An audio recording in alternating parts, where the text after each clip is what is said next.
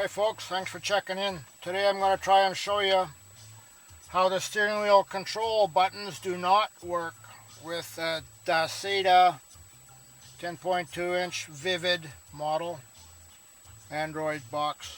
I can't get them to work no matter what I do. So, according to the instructions here, we're into the settings. We got to go to car. Okay, then we're going to go to factory settings. Hit 126. Okay.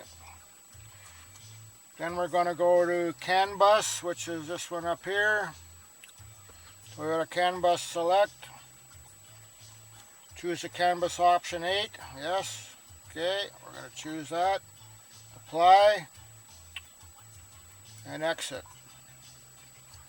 Then we're going to go to back to cars factory settings again. Password 126. Okay.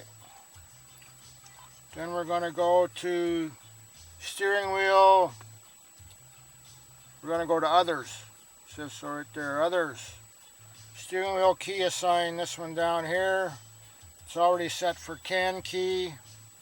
Apply. Exit. Then what we're going to do is they say to go to steering wheel control learning, which would be somewhere up here, I think.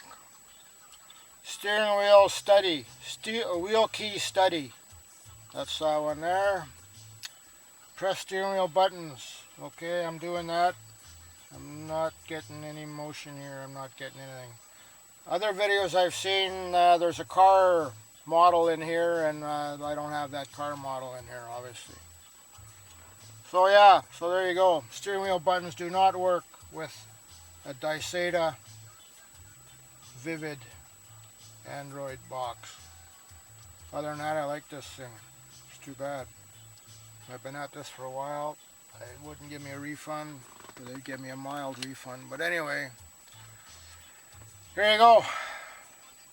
Steering wheel controls do not work with a Dasaita Vivid 10.2-inch screen.